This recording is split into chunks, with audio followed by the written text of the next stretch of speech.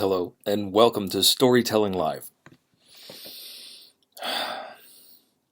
This is week 4 of Frankenstein, or the Modern Prometheus. And I will be reading straight through a few chapters, because this is the creature's account, which I think is fascinating. So this is chapters 12 through 15. I'm going to read them straight through. Before that, we're going to talk about, this is from Wikipedia. I got a few Wikipedia articles with a little bit of clarification from the Britannica.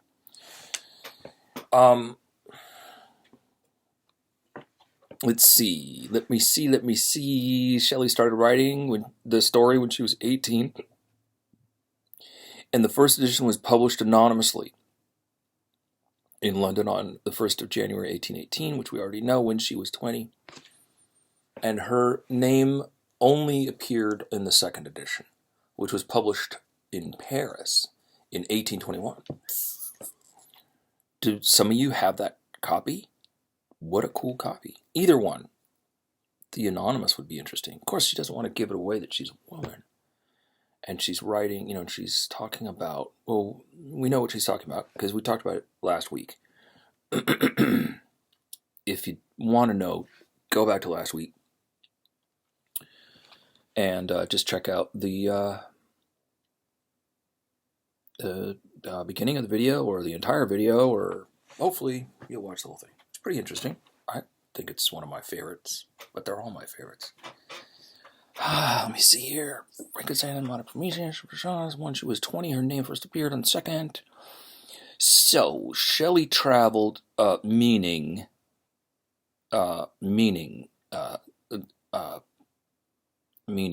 Mary Wollstonecraft Godwin Shelley. She traveled through Europe in 1815 and along the River Rhine, stopping in Gernsheim, 17 kilometers away from Frankenstein Castle. Where 2 centuries before, an alchemist, because we've been talking about alchemy and galvanism. We have. Just scroll back. Anyway.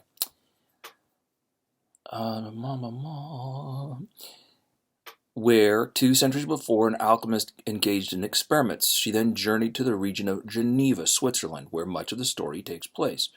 Galvanism and occult ideas were topics of conversation among her companions, particularly her lover and future husband, Percy Bysshe Shelley.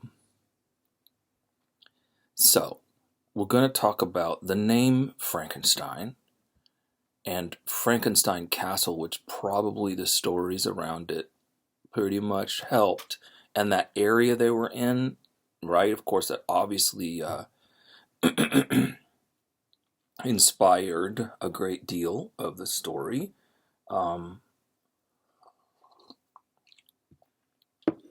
So I want to say this first. This is from Wikipedia on the Frankenstein Castle. Frankenstein is a German name consisting of 2 words. The Franks are a Germanic tribe, and Stein, or Steen, I'm not sure which one it is, is the German word for stone. However, the meaning of Frankenstein is, well, literally it's stone of Franks, but the word Stein is common in names of landscapes, places, and castles built of stone.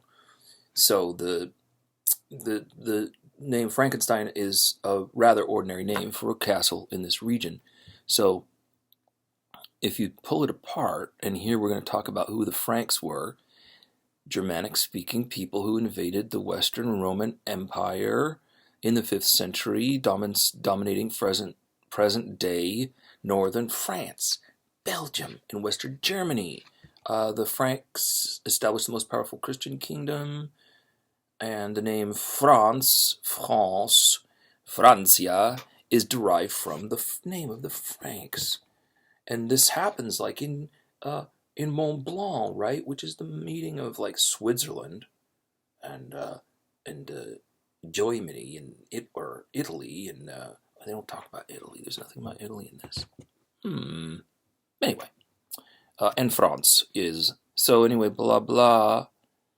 Uh, so the Franks emerged into recorded history in the 3rd century as a Christian era as a Germanic tribe living on the east bank of the lower Rhine River. So again, she in 1815 is along the Rhine River. She's hanging out at Frankenstein Castle. So Frankenstein is just like, this land of Franks, but of course, the connotations, which had none, when she was there.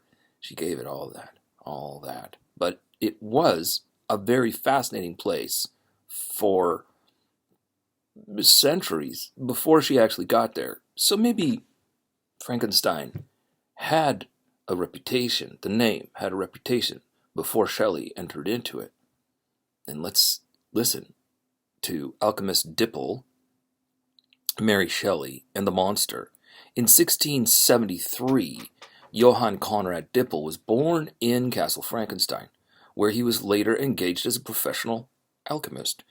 It is suggested that Dipple influenced Mary Shelley's fantasy when she wrote her Frankenstein. There's no mention of the castle, no, in Shelley's journals from the time. However, it is known that in 1814, prior to writing the famous novel, Shelley took that fated journey on the River Rhine, 1814, or the other part says 15.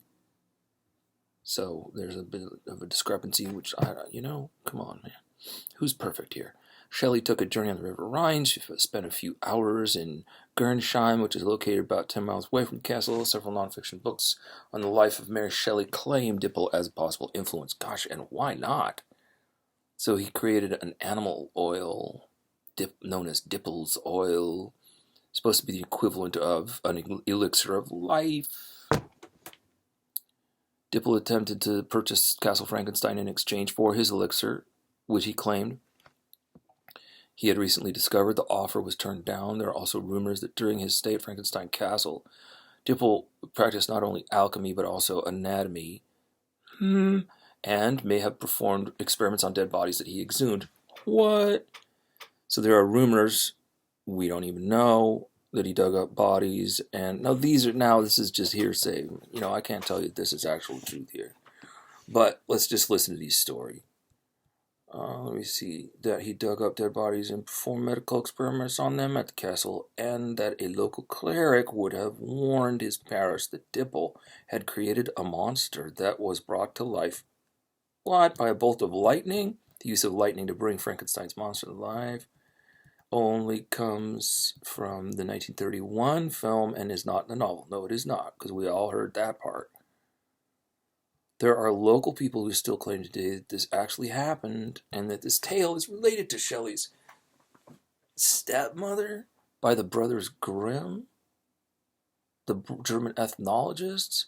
Look, I'm just reading this for the first time along and hearing it for the first time with you. I thought some of this was interesting. We're just talking about it here. However, none of these claims have been proven to this date. Okay, great. And some local researchers doubt that any connection between Mary Shelley, and the Frankenstein Castle. But, it's possible, maybe. And we need to talk about Lord George and Dragon, and Lord George and the Dragon. But there are so many pubs called George and Dragon, right? But what is all this mess about a George and a dragon, right? Are dragons real? I don't know. This, no, something smells like my closet. Or maybe it's not in my closet. Shh. I'm not supposed to say that stuff. Ignore. I just pulled this out of my closet. So it smells closety. Blah, blah, blah, blah. One of the most famous legends is about Lord George and a dragon. And this is supposed to have happened in the Frankenstein forest. And it's said that long ago, a dangerous dragon lived in a garden near the well at the castle of Berg Frankenstein. The peasants of a neighboring village lived in fear of the mighty dragon. It is said that the dragon would creep in at night and eat the villagers, their children in their sleep. One day, a knight by the name of Lord George rode into town and he was apparently over there not in Britain, but he was in Germany, or was this right? This is like in the right. The castles. Where's the castle? I forgot where the castle is. It's somewhere, in the German forest, man. Okay. Don't nail me on that. I was really hungry, and then I got kind of loopy, and then I ate, and I'm still hella loopy. So one day a knight by the name of Lord George rode into town. The townsfolk were desperate. Seeing a brave knight gave them hope. They poured out their troubles and sorrows as he promised to help them. So the next day he put on his armor and rode up to the castle, into the garden, straight into the well, where the dragon was taking a rest in the sun. Lord George got off his horse and attacked the dragon. The dragon fought for his life, puffed and spewed out fire and steam. Hours passed as the two continued to battle. Finally, just as the knight was just about to drop from exhaustion, and just as the dragon was going to drop from exhaustion, the knight plunged his sword into the underbelly of the beast and was victorious.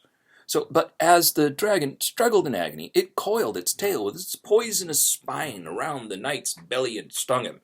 Psst. Lord George and the dragon both fell kerplunk. The villagers were so happy and relieved that the dragon was finally slain, they wanted to give the knight a proper, honorable burial. They brought him to the church of the Niederbierbach in the valley on the east side of the castle, and gave him a marvelous tomb. To this day you can still visit and pay your respects to Lord George, the knight who slew the dragon in the 1200s. Well, here's something else at the Frankenstein castle. Hidden behind the herb garden of the castle, there is apparently a fountain of youth. Legend is that in the first full moon night after Walpurgisnacht, old women from the nearby villages had to undergo tests of courage. The one who succeeded became rejuvenated to the age she had been on the night of her wedding. It is not known if this tradition is still being practiced these days. Let me see. It's believed also that legend and visions of fortune tellers caused local residents to believe that a treasure was hidden near the castle. In 1763, chaotic scenes took place which even an intervention of a priest from the neighboring village of Niederbierbach could not stop. So the neighboring village is Niederbierbach. And we can just check that out. Boop, boop, boop. Right on the internuts. The internutski. Internuts.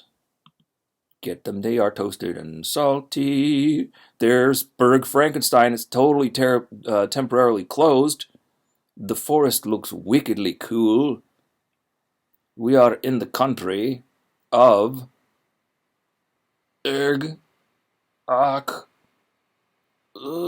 Frankfurt, Germany. Right next to the Rhine. And here we are. Beautiful. Confirmed. And now we know. So, blah, blah, blah, blah. Gold digging. Ghost hunters. So, let's see. There was some significant paranormal activity.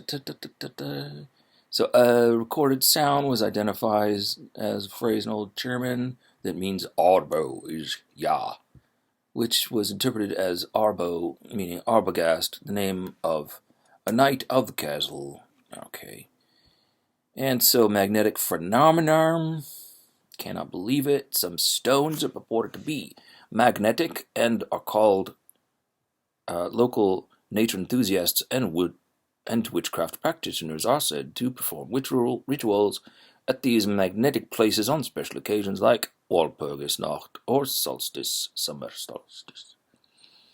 The magnetic stones can be visited by anyone. Do not disturb ongoing ritual activities. Okay. Regional tales. We've had enough for that. And you guys can look it up for more. And maybe I'm sure you guys know more. I'm sure you're the professional. I'm just running through this as a preliminary for entertainment for the beginning of chapter 12. Mm. This is the creatures, or, he said last week, he says, I should have been called your Adam. So, and I do it all in his staccato baritone. Hey, he's a monster, man. What is he? Robert De Niro or something? All right. Chapter 12. And it's his description. It's his account of what happened. And it's, like this is like 3 chapters and more. I mean, he's telling a long story. But he's telling this story because he's chatting with Victor Frankenstein up in not Chamonix, but above Chamonix on Mont Blanc, or the vicinity, where he has a little shack. And he's like, "Come on over. You're gonna get cold out here. I won't, but you will. So come over here. I'll protect you. And of course, I'm not going to attack you because you are my creator, and I will not hurt my creator." And he says, "But I need you to do something for me." And we don't know what that is. Well, unless you know the story, then you know exactly what that is. But I'm not going to say it now.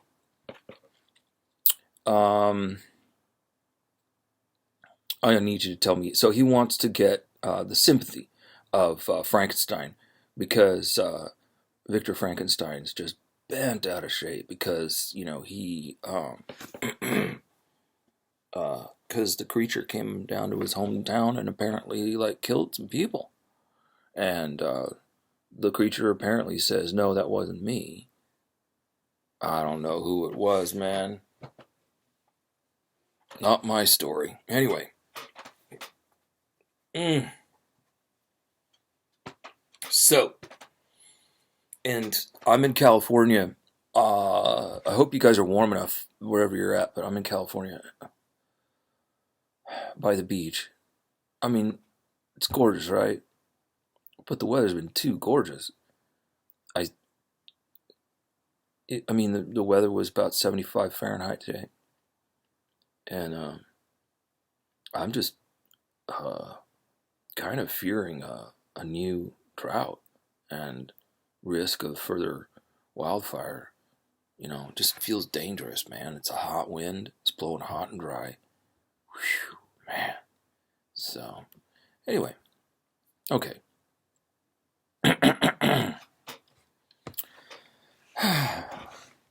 Chapter 12.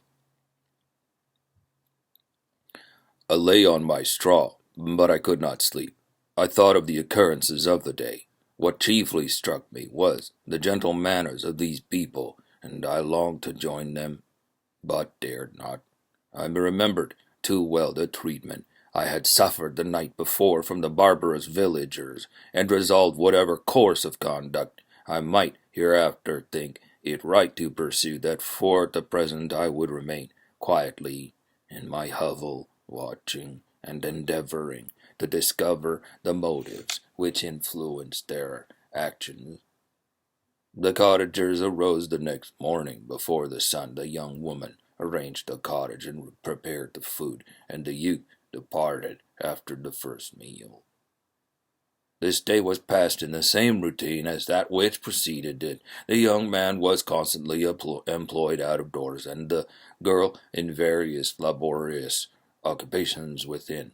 The old man, whom I soon perceived to be blind, employed his leisure hours on his instrument or in contemplation. Nothing could exceed the love and respect which the younger cottagers exhibited toward their venerable companion. They performed toward him every little office of affection and duty with gentleness. He rewarded them by his benevolent smiles. They were not entirely happy. The young man and his companion often went apart and appeared to weep. I saw no cause for their unhappiness, but I was deeply affected by it. If such lovely creatures were miserable, then it was less strange that I, an imperfect and solitary being, should be wretched. Yet, why were these gentle beings unhappy? They possessed a delightful house, for such it was in my eyes. Every luxury. They had a fire to warm them when chill, and delicious viands when hungry. They were dressed in excellent clothes, and then, still more, they enjoyed one another's company and speech, interchanging each day looks of affection and kindness. What did their tears imply? Did they really express pain? I was at first unable to solve these questions, but perpetual attention and time explained to me many appearances which were at first enigmatic. A considerable period elapsed before I discovered one of the causes of the uneasiness of this amiable family. It was poverty, and they suffered that evil in a very distressing degree. Their nourishment consisted entirely of the vegetables of their garden, the milk of one cow, which gave very little during the winter, when its masters could scarcely procure food to support it. They often, I believe, suffered the pangs of hunger very poignantly, especially the two younger cottagers, for several times they placed food before the old man, when they reserved none for themselves. This trait of kindness moved me sensibly.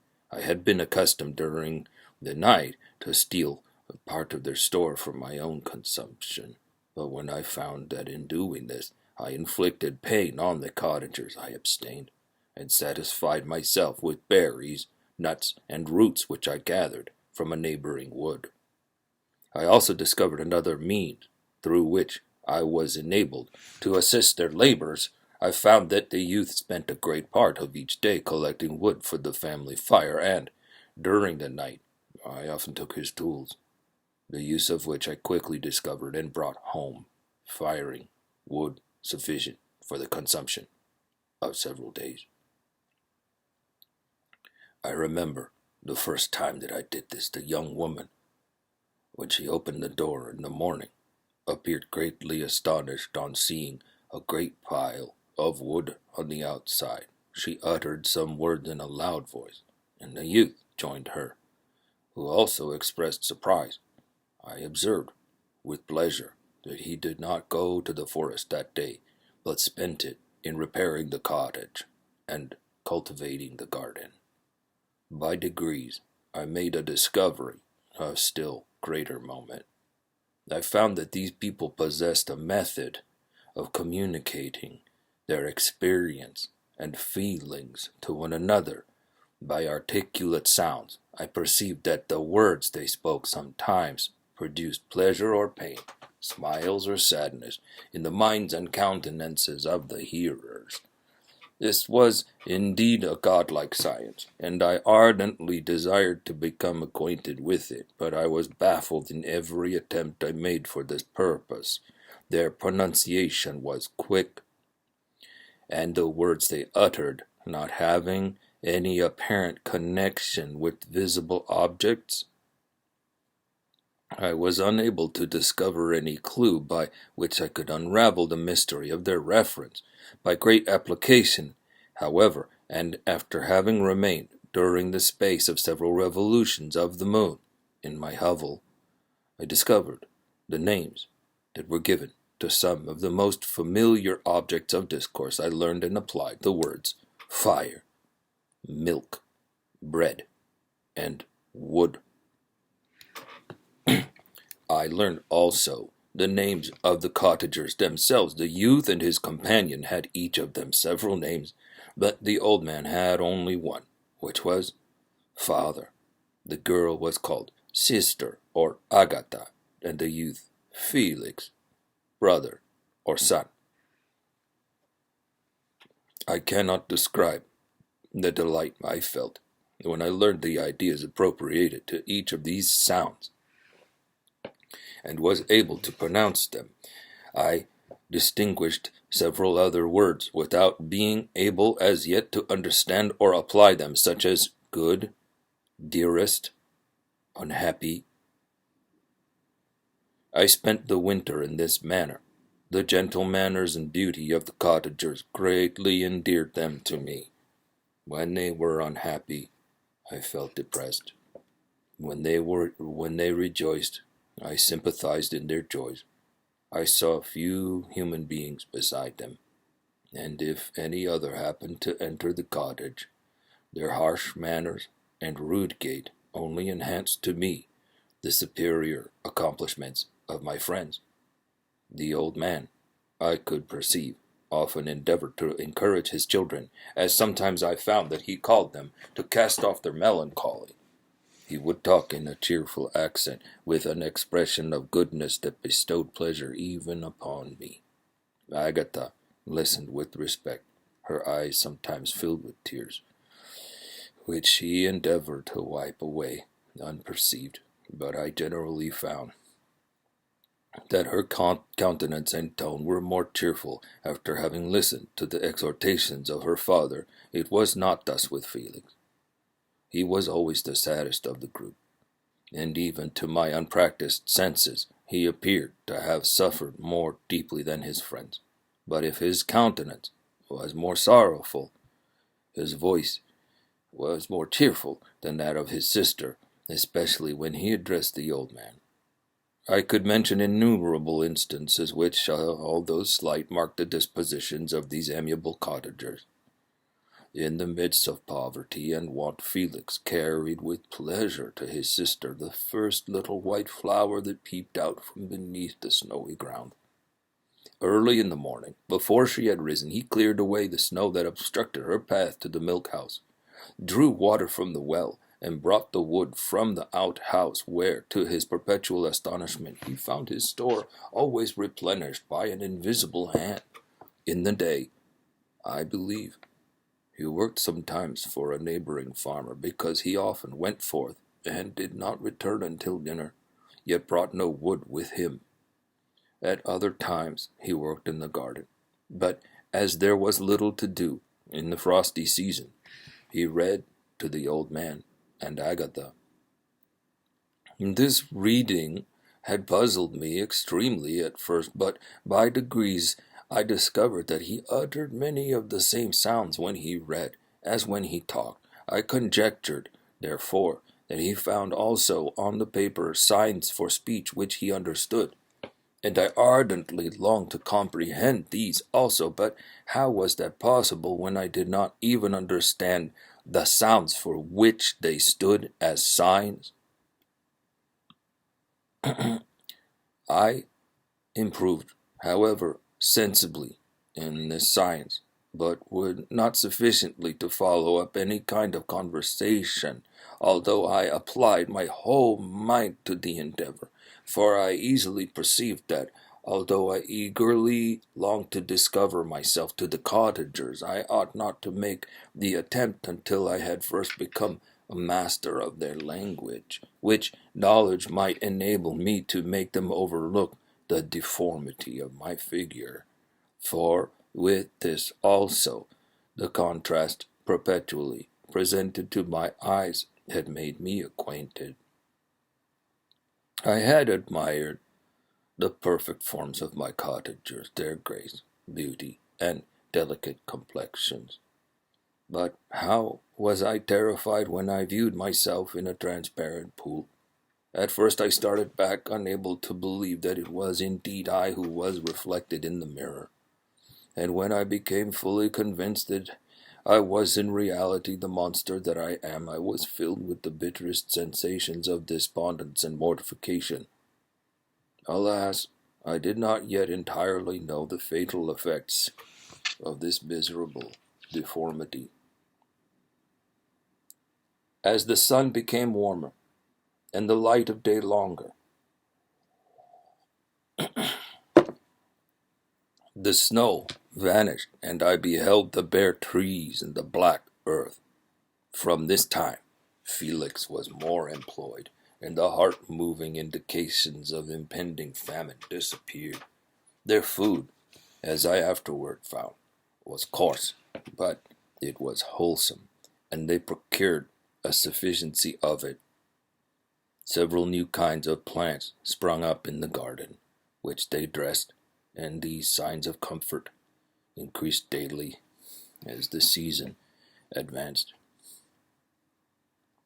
The old man, leaning on his son, walked each day at noon, when it did not rain, and, as I found it, was called when the heavens poured forth its waters. This frequently took place, but a high wind quickly dried the earth, and the season became far more pleasant than it had been.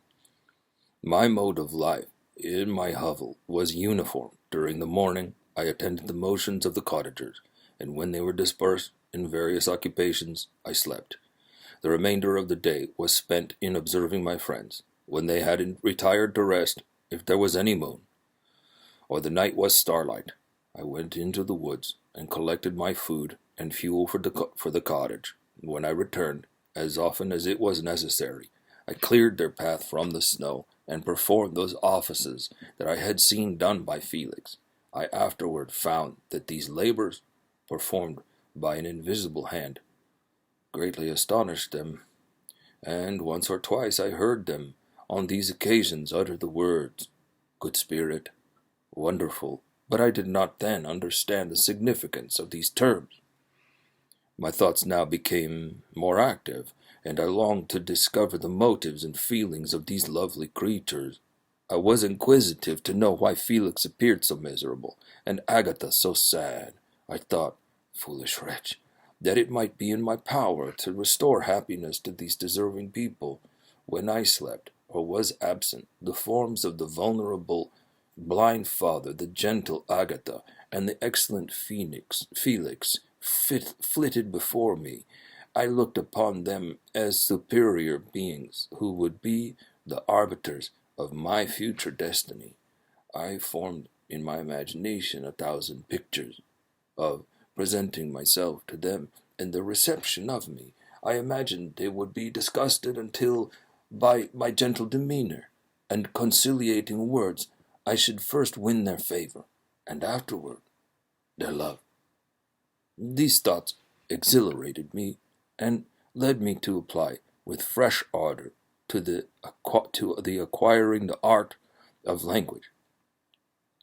My organs were indeed harsh, but supple, and although my voice was very unlike the soft music of their tones, I pronounced such words as I understood with tolerable ease. It was as the ass and the lapdog. Yet surely the gentle ass, whose intentions were affectionate, although his manners were rude, deserved better treatment than blows and execration.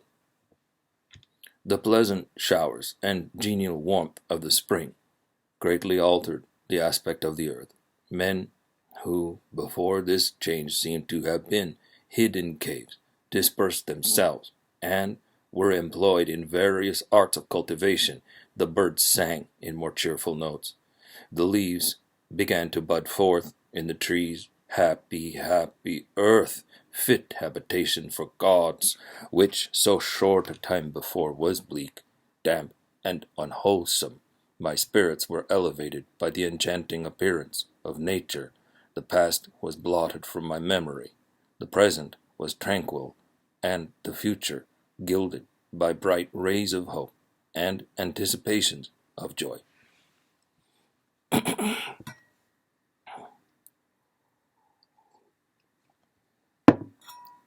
What a story, huh? So, chapter 13. I now hasten to the more moving part of my story. I shall relate events that impressed me with feelings which, from what I had been, have made me what I am. Spring advanced rapidly. The weather became fine and the skies cloudless. It surprised me that what before was desert and gloomy should now bloom with the most beautiful flowers and verdure.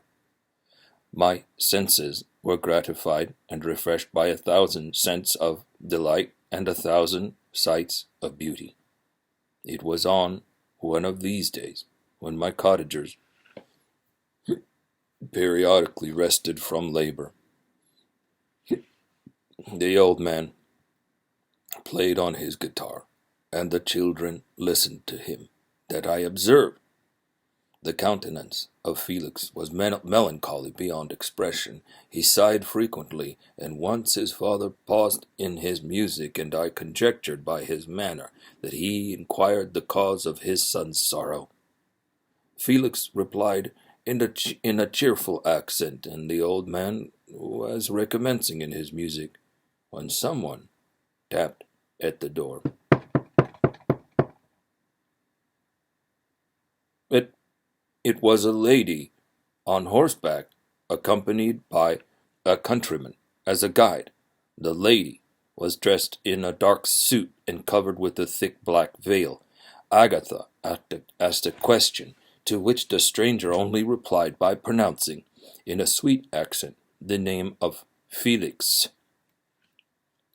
Her voice was musical, but unlike that of either of my friends. On hearing this word, Felix came up hastily to the lady, who, when she saw him, threw up her veil, and I beheld a countenance of angelic beauty and expression, her hair of a shining raven black, and curiously braided. Her eyes were dark, but gentle, although animated, her features of a regular proportion, and her complexion wondrously fair, each cheek tinged with a lovely pink. Felix seemed ravished with delight when he saw her. Every trait of sorrow vanished from his face, and it instantly expressed a degree of ecstatic joy which I could hardly have believed it capable. His eyes sparkled as his cheek flushed with pleasure, and at that moment I thought him as beautiful as the stranger. She appeared affected by different feelings. Wiping a few tears from her lovely eyes, she held out her hand to Felix, who kissed it rapturously and called her, as well as I could distinguish, his sweet Arabian. She did not appear to understand him, but smiled. He assisted her to dismount, and dismissing her guide, conducted her into the cottage. Some conversation took place between him and his father, and the young stranger knelt at the old man's feet, and would have kissed his hand, but he raised her, and embraced her affectionately. I soon perceived that although the stranger uttered articulate sounds, and appeared to have a language of her own, she was neither understood by, nor herself understood, the cottagers. They made many signs which I did not comprehend, but I saw that her presence diffused gladness through the cottage, dispelling their sorrow, as the sun dissipates the morning mists.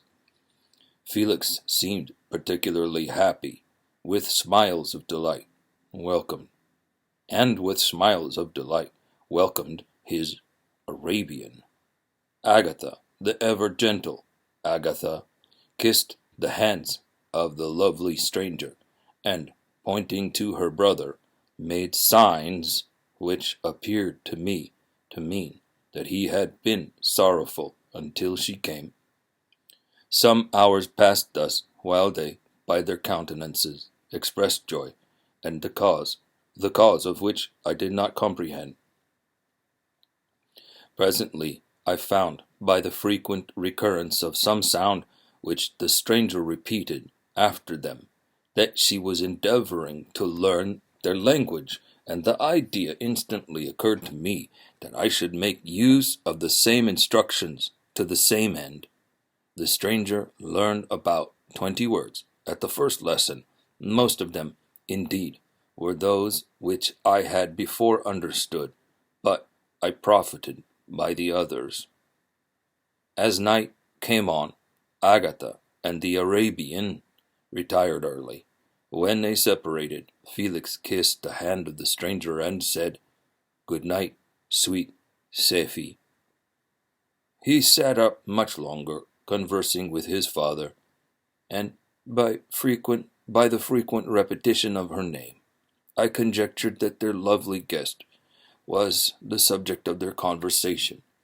I ardently desired to understand them, and bent every faculty toward that purpose, but found it utterly impossible. The next morning, Felix went out to his work, and after the usual occupations of Agatha were finished, the Arabian sat at the feet of the old man, and, taking his guitar, played some airs so entrancingly beautiful that they at once drew tears of sorrow and delight from my eyes. She sang, and her voice flowed in a rich cadence, swelling or dying away like a nightingale of the woods. When she had finished, she gave the guitar to Agatha, who at first declined it. She played a simple air, and her voice accompanied it in sweet accents, but unlike the wondrous strain of the stranger. The old man appeared enraptured, and said some words, which Agatha endeavored to explain to Safie, and by which he appeared to wish to express that she bestowed on him the greatest delight by her music. The days now passed as peaceably as before, with the sole alteration that joy had taken place of sadness in the countenances of my friends. Safie was always gay and happy. She and I improved rapidly in the knowledge of language, so that in 2 months I began to comprehend most of the words uttered by my protectors. In the meanwhile, also, the black ground was covered with herbage, and the green banks interspersed with innumerable flowers, sweet to the scent and to the eyes, stars of pale radiance among the moonlight woods. The sun became warmer, the nights clear and balmy, and my nocturnal rambles were an extreme pleasure to me, although they were considerably shortened by the late setting and early rising of the sun, for I never ventured abroad during daylight, fearful of meeting with the same treatment that I had formerly endured in the first village which I entered. My days were spent in close attention, that I might more speedily master the language, and I may boast that I improved more rapidly than the Arabian, who understood very little and conversed in broken accent, whilst I comprehended and could imitate almost every word that was spoken. While I improved in speech, I also learned the science of letters, as it was taught to the stranger, and this opened before me a wide field for wonder and delight. The book from which Felix instructed Safie was Volney's Ruins of Empires. I should not have understood the purport of this book had not Felix, in reading it, given very minute explanations. He had chosen this work, he said, because the declamatory style was framed in imitation of the Eastern authors. Through this work I obtained a cursory knowledge of history and a view of the several empires at present existing in the world. It gave me an insight into the manners, governments, and religions of the different nations of the earth.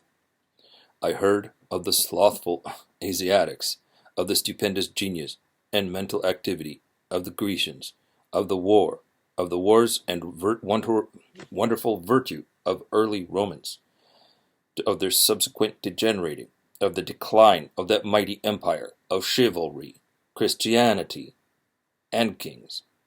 I heard of the discovery of the American hemisphere, and wept with Safie over the hapless fate of its original inhabitants. These wonderful narrations inspired me with strange feelings. Was man, indeed, at once so powerful, so virtuous and magnificent, yet so vicious and base? He appeared at one time a mere scion of the evil principle, and at another all that can be conceived of noble and godlike. To be a great and virtuous man appeared to the highest honor that can befall a sensitive being. To be base and vicious, as many on record have been, appeared the lowest degradation, a condition more abject than that of the blind mole or harmless worm. For a long time I could not conceive how one man could go forth to murder his fellow, or even why there were laws and governments. But when I heard details of vice and bloodshed, my wonder ceased, and I turned away with disgust and loathing. Every conversation of the cottagers now opened new wonders to me. While I listened to the instructions which Felix bestowed upon the Arabian, the strange system of human society was explained to me. I heard of the division of property, of immense wealth and squalid poverty, of rank descent and noble blood. The words induced me to turn towards myself. I learned that the possessions most esteemed by your fellow creatures were high and unsullied descent, united with riches. A man might be respected with only one of these advantages, but without either he was considered, except in very rare instances, as a vagabond and a slave, doomed to waste his powers for the profits of the chosen few. And what was I of my creation and creator? I was absolutely ignorant, but I knew that I possessed no money, no friends, no kind of property. I was, besides, endued with a figure hideously deformed and loathsome. I was not even of the same nature as man. I was more agile than they, and could subsist upon coarser diet. I bore the extremes of heat and cold with less injury to my frame. My stature far exceeded theirs. When I looked around, I saw and heard of none like me.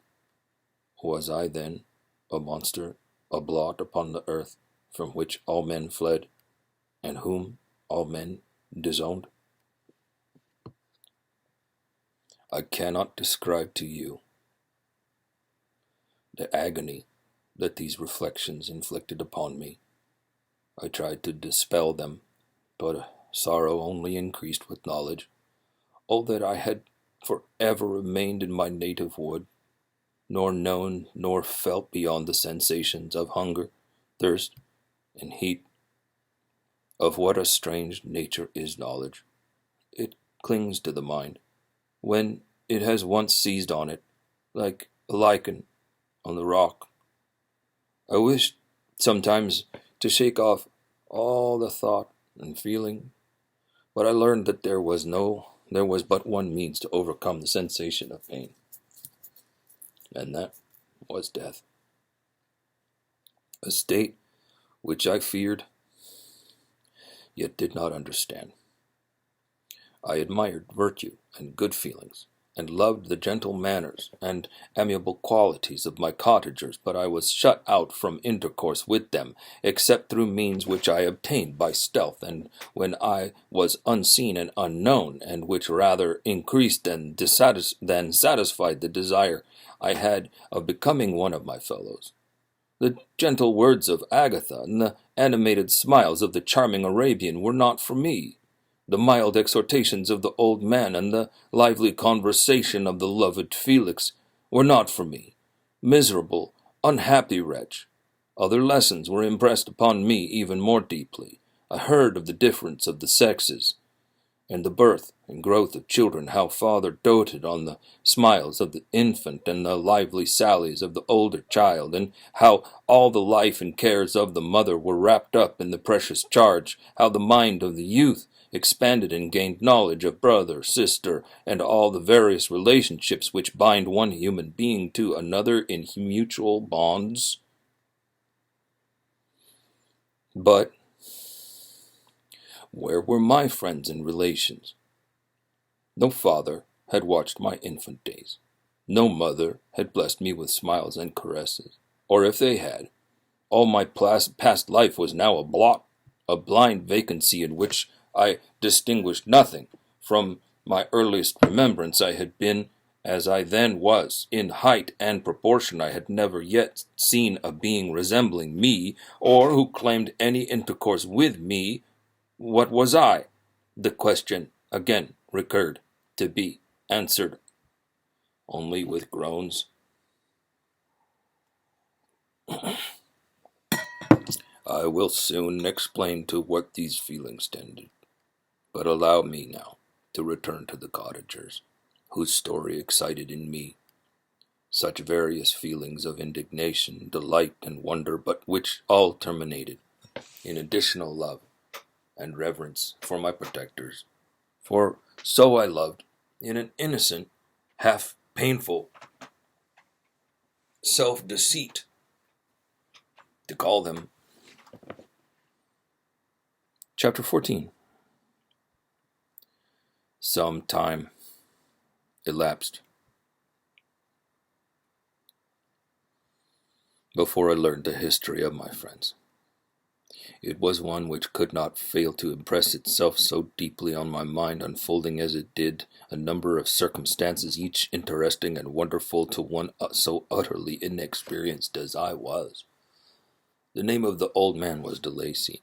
He was descended from a good family in France, where he had lived for many years in affluence.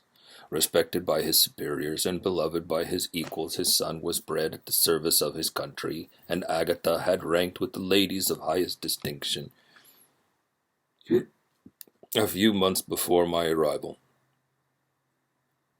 They had lived in a large and luxurious city called Paris, surrounded by friends, and possessed of every enjoyment which virtue, refinement of intellect, or taste, accompanied by a moderate fortune, could afford. The father of Safie had been the cause of their ruin. He was a Turkish merchant, and had inhabited Paris for many years, for when for some reason which I could not learn he became obnoxious to the government, he was seized and cast into prison the very day that Safie arrived from Constantinople to join him. He was tried and condemned to death. The injustice of his sentence was very flagrant. All Paris was indignant, and it was judged that his religion and wealth, rather than the crime alleged against him, had been the cause of his condemnation. Felix had accidentally been present at the trial. His horror and indignation were uncontrollable. When he heard the decision of the court, he made at that moment a solemn vow to deliver him, and then looked around for the means. After many fruitless attempts to gain admittance to the prison, he found a strongly grated window in an unguarded part of the building, which lighted the dungeon of the unfortunate Mohammedan, who, loaded with chains, waited in despair the execution of the barbarous sentence. Felix visited the grate at night and made known to the prisoner his intentions in his favor. The Turk, amazed and delighted, endeavored to kindle the zeal of his deliverer by promises of reward and wealth. Felix rejected his offers with contempt, yet when he saw the lovely Safie, who was allowed to visit her father, and who by her gestures expressed her lively gratitude, the youth could not help owning to his own mind that the captive possessed a treasure which would fully reward his toil and hazard. The Turk quickly perceived the impression that his daughter had made on the heart of Felix, and endeavored to secure him more entirely in his interests by the promise of her hand in marriage, so soon as he should be conveyed to a place of safety. Felix was too delicate to accept this offer, yet he looked forward to the probability of the event as to the consummation of his happiness. During the ensuing days, while the preparations were going forward for the escape of the merchant, the zeal of Felix was warmed by several letters that he received from this lovely woman, who found means to express her thoughts in the language of her lover by the aid of an old man, a servant of the father, who understood French. She thanked him in the most ardent terms for his intended services toward her parent, and at the same time she gently deplored her own fate. I have copies of these letters, for I found means during my residence in the hovel to procure the implements of writing, and the letters were often in the hands of Felix or Agatha. Before I depart, I will give them to you. They will prove the truth of my tale. But at present, as the sun is already far declined, I shall only have time to repeat the substance of them to you. Safie related that her mother was a Christian Arab, seized and made a slave by the Turks. Recommended by her beauty, she had won the heart of the father of Safie, who married her. The young woman spoke in high and enthusiastic terms of her mother, who, born in freedom, spurned the bondage to which she was now reduced. She instructed her daughter in the tenets of her religion, and taught her to aspire to higher powers of intellect and an independence of spirit forbidden to the female followers of Mohammed. This lady died, but her lessons were indelibly impressed on the mind of Safie, who sickened at the prospect of again returning to Asia, and being immured within the walls of a haram, only to occupy herself with infantile amusements ill-suited to the temper of her soul, now accustomed to grand ideas and noble emulation for virtue. The prospect of marrying a Christian and remaining in a country where women were allowed to take a rank in society was enchanting to her. The day for the execution of the Turk was fixed, but on the night previous to it he quitted his prison and before morning was distant many leagues from Paris. Felix had procured passports in the name of his father, sister, and himself. He had previously communicated his plan to the former, who aided the deceit by quitting his house under the pretense of a journey, and concealed himself with his daughter in an obscure part of Paris. Felix conducted the fugitives through France to Lyon and across Maucenis to Leghorn, where the merchant had decided to wait a favorable opportunity of passing into some part of the Turkish dominions. Safie resolved to remain with her father until the moment of his departure, before which time the Turk renewed his promise that she should be united to his deliverer, and Felix remained with them in expectation of that event, and in the meantime he enjoyed the society of the Arabian, who exhibited toward him the simplest and tenderest affection. They conversed with one another through the means of an interpreter, and sometimes with the interpretation of looks, and Safie sang to him the divine airs of her native country.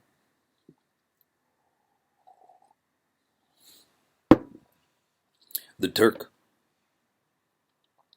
allowed this intimacy to take place, and encouraged the hopes of the youthful lovers, while in his heart he had formed other plans. He loathed the idea that his daughter should be united to a Christian. But he feared the resentment of Felix, for if he should appear lukewarm, for he knew that he was still in the power of his deliverer, if he should choose to betray him to the Italian state which they inhabited, he revolved 1,000 plans by which he should be enabled to prolong the deceit until it might be no longer necessary, and secretly to take his daughter with him when he departed. His plans were facilitated by the news which arrived from Paris. The government of France were greatly enraged at the escape of their victim, and spared no pains to detect and punish his deliverer. The plot of Felix was quickly discovered, and De Lacy and Agatha were thrown into prison. The news reached Felix, and roused him from his dream of pleasure. His blind and aged father and his gentle sister lay in a noisome dungeon, while he enjoyed the free air and the society of her whom he loved. This idea was torture to him. He quickly arranged with the Turks that if the latter should find a favorable opportunity for escape before Felix could return to Italy, Safie should remain as a boarder at a convent at Leghorn, and then, quitting the lovely Arabian, he hastened to Paris and delivered himself up to the vengeance of the law, hoping to free de Lacy and Agatha by this proceeding. He did not succeed. They remained confined for 5 months before the trial took place, the result of which deprived them of their fortune and condemned them to perpetual exile from their native country. They found a miserable asylum in the cottage in Germany, where I discovered them. Felix soon learned that the treacherous Turk, for whom he and his family endured such unheard of oppression, on discovering that his deliverer was thus reduced to poverty and ruin, became a traitor to good feeling and honor, and had quitted Italy with his daughter, insultingly sending Felix a pittance of money to aid him, as he said, in some plan of future maintenance.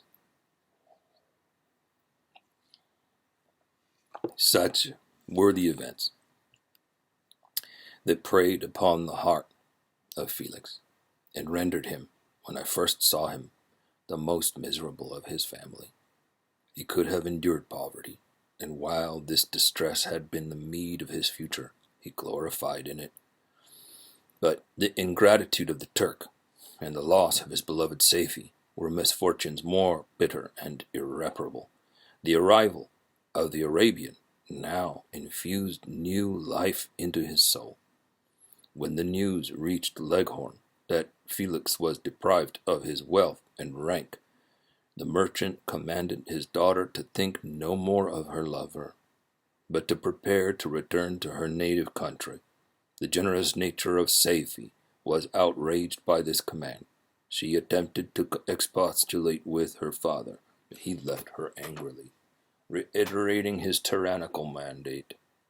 A few days after, the Turk entered his daughter's apartment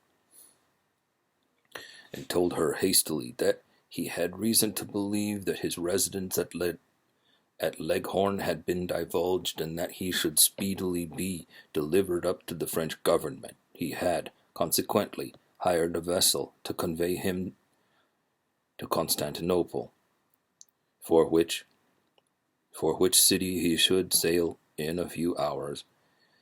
He intended to leave his daughter under the care of a confidential servant, to follow at her leisure with the greater part of his property, which had not yet arrived at Leghorn. When alone, Safie resolved in her own mind the plan of conduct that it would become her to pursue in this emergency. A residence in Turkey was abhorrent to her. Her religion and her feelings were alike averse to it. By some papers of her father, which fell into her hands, she heard of the exile of her lover, and learnt the name of the spot where he then resided.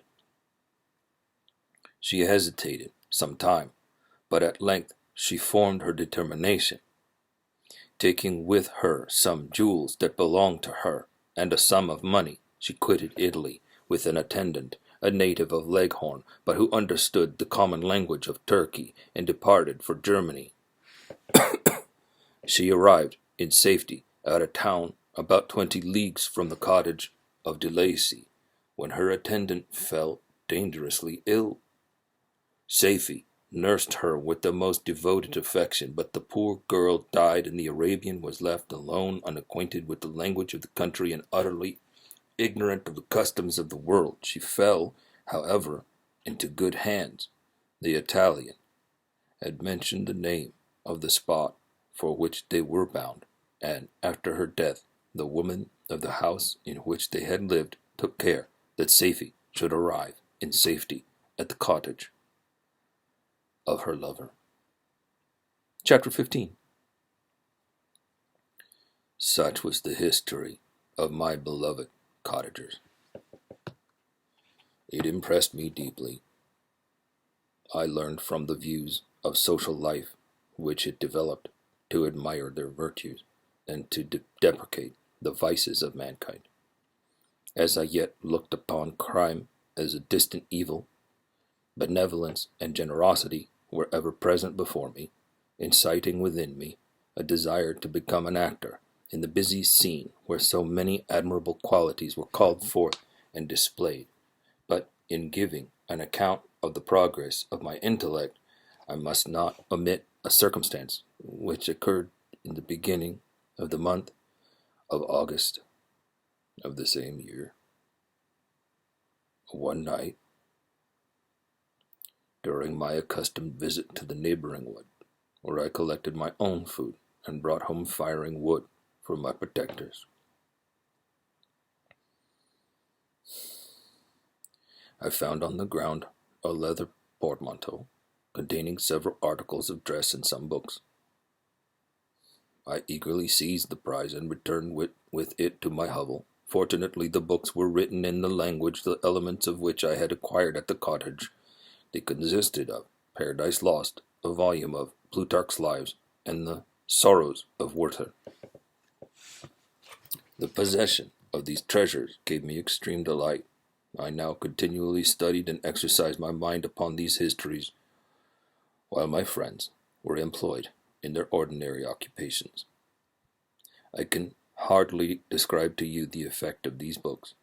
They produced in me an infinity of new images and feelings that sometimes raised me to ecstasy, but more frequently sunk me into the lowest dejection. In the Sorrows of Werther, besides the interest of its simple and affecting story, so many opinions are canvassed and so many lights thrown upon what had hitherto been to me obscure subject, that I found in it a never-ending source of speculation and astonishment. The gentle and domestic manners it described, combined with lofty sentiments and feelings, which had for their object something out of self, accorded well with my experience among my protectors, and with the wants which were for ever alive in my own bosom. But I thought Werther himself a more divine being than I had ever beheld or imagined. His character contained no pretension, but it sunk deep. The disquisitions upon death and suicide were calculated to fill me with wonder.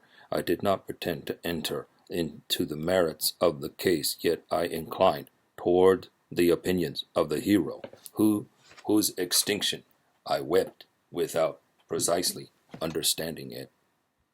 As I read, however, I applied much personally to my own feelings and condition. I found myself similar, yet at the same time strangely unlike, to the beings concerning whom I read and to whose conversation I was a listener.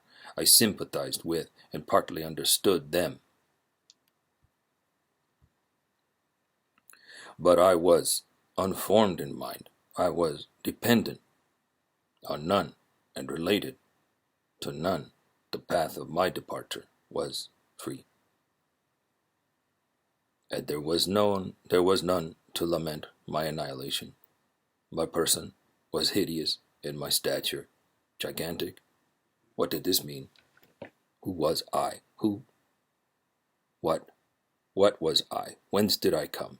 What was my destination? These questions continually recurred, but I was unable to solve them. The volume of Plutarch's Lives, which I possessed, contained the histories of the first founders of ancient republics.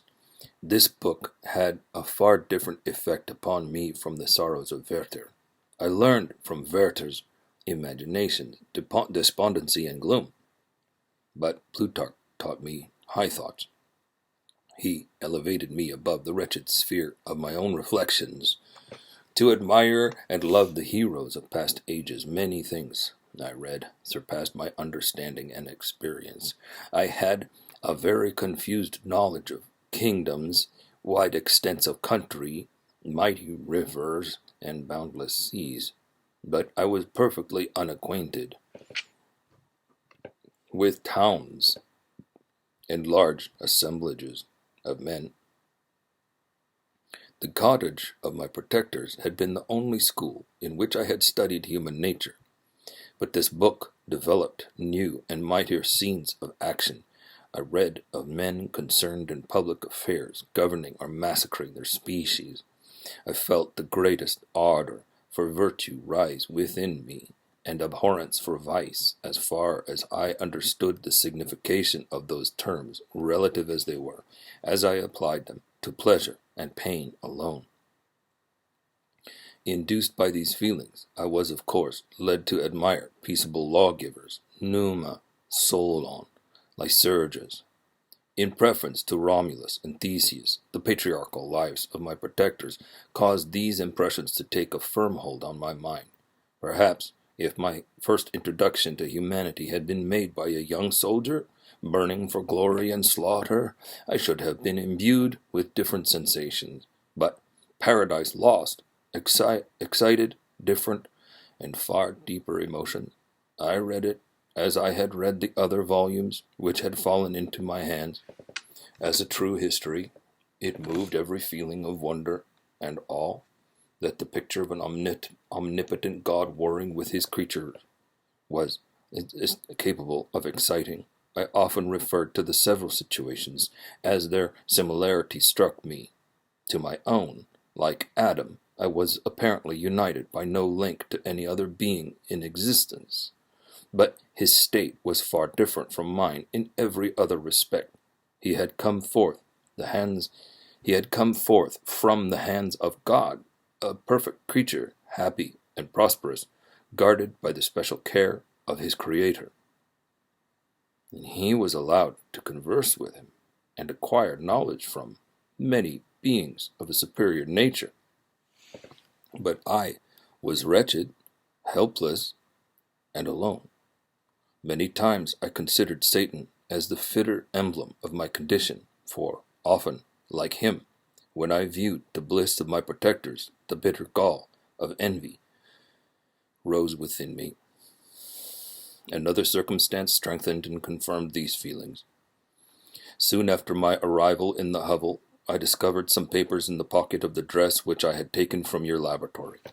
At first I had neglected them, but now that I was able to decipher the characters in which they were written, I began to study them with diligence. It was your journal of the 4 months that preceded my creation. You minutely described in these papers every step you took in the progress of your work. This history was mingled with accounts of domestic occurrences. You doubtless recollect these papers. Here they are. Everything is related in them which bears reference to my accursed origin. The whole detail of that series of disgusting circumstances which produced it is set in view. The minutest description of my odious and loathsome person is given in language which painted your own horrors and rendered mine indelible. I sickened as I read. Hateful day when I received life, I exclaimed in agony. Accursed Creator, why did you form a monster so hideous that even you were turned from me in disgust? God in pity made a man beautiful and alluring after his own image, but my form is a filthy type of yours, more horrid even from the very resemblance. Satan had his companions, fellow devils, to admire and encourage him, but I am solitary and abhorred. These were the reflections of my hours of despondency and solitude. But when I contemplated the virtues of the cottagers, their amiable and benevolent dispositions, I persuaded myself that when they should become acquainted with my admiration of their virtues, they would compassionate me and overlook my personal deformity. Could they turn from their door one, however monstrous, who solicited their compassion and friendship, I resolved, at least, not to despair, but in every way to fit myself for an interview with them which would decide my fate. I postponed this attempt for some months longer, for the importance attached to its success inspired me with the dread lest I should fail. Besides, I found that my understanding improved so much with every day's experience that I was unwilling to commence this undertaking until a few more months should have added to my sagacity. Several changes, in the meantime, took place in the cottage. The presence of Safie diffused happiness among its inhabitants, and I also found that a greater degree of plenty reigned there. Felix and Agatha spent more time in amusement and conversation, and were assisted in their labors by servants. They did not appear rich, but they were contented and happy. Their feelings were serene and peaceful, while mine became every day more tumultuous. Increase of knowledge only discovered to me more clearly what a wretched outcast I was. I cherished hope. It is true, but it vanished when I beheld my person reflected in water, or my shadow in the moonshine, even as that frail image, and that in constant shade. I endeavored to crush these fears, and to fortify myself for the trial, which in a few months I'm resolved to undergo. And sometimes I allowed my thoughts unchecked by reason to ramble in the fields of paradise, and dared to fancy amiable and lovely creatures sympathizing with my feelings and cheering my gloom. Their angelic countenances breathed smiles of consolation, but it was all a dream. No Eve soothed my sorrows, nor shared my thoughts. I was alone.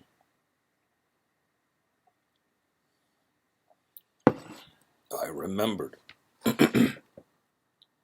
Adam's supplication to his Creator, but where was mine? He had abandoned me, and in the bitterness of my heart, I cursed him. Autumn passed thus.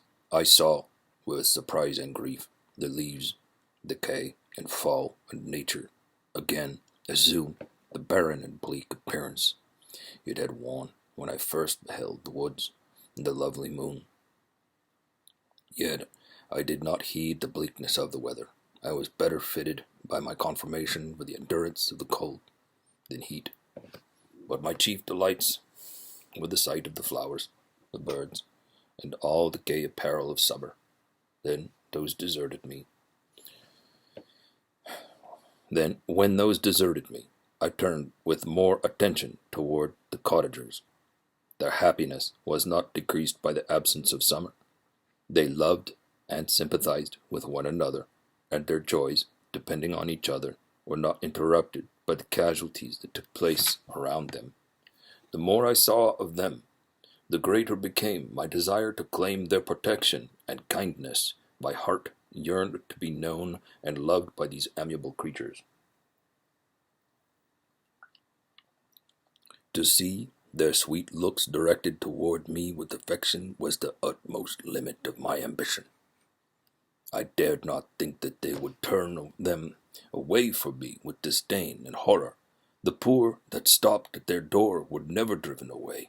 I asked, is it true? For greater treasures than a little food or rest, I required kindness and sympathy, but I did not believe myself utterly worth it, utterly unworthy of it. The winter advanced, and an entire revolution of the seasons had taken place since I awoke into life. My attention at this time was solely directed toward my plan of introducing myself into the cottage of my protectors. I resolved many projects, but that on which I finally fixed was to enter the dwelling when the blind old man should be alone. I had the sagacity enough to discover that the unnatural hideousness of my person was the chief object of horror with those who had formerly beheld me. My voice, although harsh, had nothing terrible in it. I thought, therefore, that if, in the absence of his children, I could gain the goodwill and mediation of the old de Lacy, I might, by his means be tolerated by my younger protectors. One day, when the sun shone on the red leaves that strewed the ground and diffused cheerfulness, although it denied warmth, Safie, Agatha, and Felix departed on a long country walk, and the old man, at his own desire, was left alone in the cottage. When his children had departed, he took up his guitar and played several mournful but sweet airs, more sweet and mournful than I had ever heard him play before. At first his countenance was illuminated with pleasure, but as he continued, thoughtfulness and sadness succeeded at length. Laying aside the instrument, he sat, absorbed in reflection. My heart beat quick. This was the hour and moment of trial, which would decide my hopes or realize my fears. The servants were gone to the neighboring fair. All was silent in and around the cottage. It was an excellent opportunity, yet when I proceeded to execute my plan, my limbs failed me, and I sank to the ground. Again I rose, exerting all the firmness of which I was master, removed the planks which I had placed before my hovel to conceal my retreat. The fresh air revived me, and with renewed determination I approached the door of their cottage. I knocked. "Who's there?" said the old man. "Come in." I entered. "Pardon this intrusion," said I. "I am a traveler in want of a little rest. You would greatly oblige me if you would allow me to remain a few minutes before the fire." "Enter," said De Lacy, "and I will try in what manner I can relieve your wants, but unfortunately my children are from home, and as I am blind, I'm afraid I shall find it difficult to procure food for you." "Do not trouble yourself, my kind host. I have food. It is warmth and rest only that I need." I sat down, and a silence ensued. I knew that every minute was precious to me. Yet I remained irresolute in what manner to commence the interview, when the old man addressed me. By your language, stranger, I suppose you're my countryman. Are you French?" "No, but I was educated by a French family, and understand that language only. I am now going to claim the protection of some friends, whom I sincerely love, and of whose favor I have some hopes." "Are they Germans?" "No, they are French. But let us change the subject. I am an unfortunate and deserted creature. I look around, and I have no relation or friend upon earth. These amiable people to whom I go have never seen me, and know little of me. I am full of fears, for if I fail there, I am outcast in the world forever." "Do not despair. To be friendless is indeed to be an unfortunate, but the hearts of men, when unprejudiced by any obvious self-interest, are full of brotherly love and charity. Rely, therefore, on your hopes, and if these friends are good and amiable, do not despair." "They are kind. They are the most excellent creatures in the world. But unfortunately they are prejudiced against me. I have good dispositions. My life has been hitherto harmless, and in some degree beneficial, but a fatal prejudice clouds their eyes, and where they ought to see a feeling and kind friend, they behold only a detestable monster."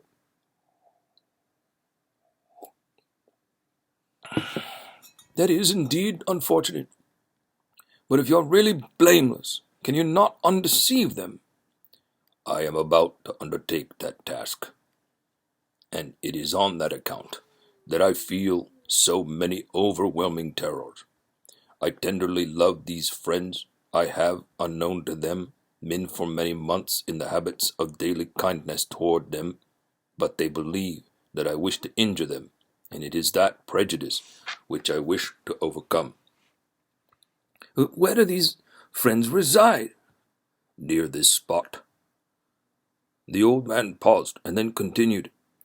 If you will unreservedly confide me the particulars of your tale, I perhaps may be of use in undeceiving them.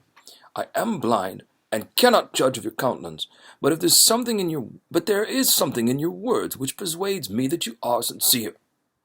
I am poor and an exile, but it will afford me true pleasure to be in any way serviceable to a human creature. Excellent, excellent man! I thank you and accept your generous offer.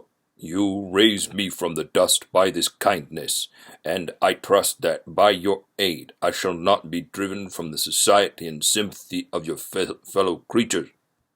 Heaven forbid, even if you are really criminal, for that can only drive you to desperation, and not instigate you to virtue. I also am unfortunate, and my family have been condemned, although innocent. Judge, therefore, if I do not feel for your misfortunes. How can I thank you, my best and only benefactor? From your lips I have heard the voice of kindness directed toward me. I shall be forever grateful, and your present humanity assures me of success with those friends whom I am on the point of meeting. May I know the names and residence of those friends? I paused. This, I thought, was the moment of decision, which was to rob me of or bestow happiness on me forever. I struggled vainly for firmness sufficient to answer him, but the effort destroyed all my remaining strength. I sank on the chair and sobbed aloud. At that moment, I heard the steps of my younger protectors. I had not a moment to lose, but seizing the hand of the old man, I cried, "Now is the time! Save and protect me! You and your family are the friends whom I seek. Do not you desert me in the hour of trial." Great God! exclaimed the old man. Who are you? At that instant the cottage door was opened, and Felix, Safie, and Agatha entered. Who can describe their horror and consternation on beholding me? Agatha fainted, and Safie, unable to attend to her friend, rushed out of the cottage. Felix darted forward, and with supernatural force tore me from his father, to whose knees I clung. In a transport of fury, he dashed me to the ground and struck me violently with a stick. I could have torn him limb from limb, as the lion rends the antelope. But my heart sunk within me, as with bitter sickness, and I refrained. I saw him on the point of repeating his blow, when, overcome by pain and anguish, I quitted the cottage, and in the general tumult escaped, unperceived, to my hovel. Well, that was kind of a longer one. We went over about it's almost a full 90 minutes. Thank you for hanging with me. I hope you guys are all awake. Boom, boom, hey, hello, wake up. I don't know, I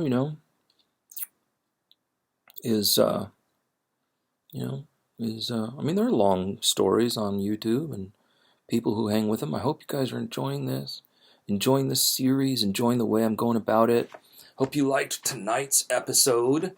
I liked it. I mean, we went through some like classic isolation elements, right? The creature is locked up because of his looks, basically, in a little in the walls of the cottage, basically. And you know, Locked up at home. Are you locked up at home? I don't know. I mean, I'm not exactly locked up at home, but I feel locked up at home, you know. We're all kind of locked up. I have some friends in Europe, and they need a permit to go out into the streets. I don't know about during the day, but there's definitely a curfew at about 6 p.m. where no one's allowed in the streets and the cops patrol and stop people, I think, you know. I mean, luckily we're not doing that in the United States, not yet. Anyway, there's a new strain in Brazil, blah, blah. You know the news. I know the news. I thought that with, the vaccine, maybe, we'd be over it, but we're kind of continuing. I hope this doesn't last for long. Hope we can wind the series down. All right. Thank you. You've been great as usual, as normal. Thank you very much. I appreciate your interaction with the program, your interaction with me, your donations. Thank you. Help immensely. I am not rich. I am a thrift store shopper. I am wearing old Levi's shorts that I cut. I appreciate it. Everything, every little bit helps.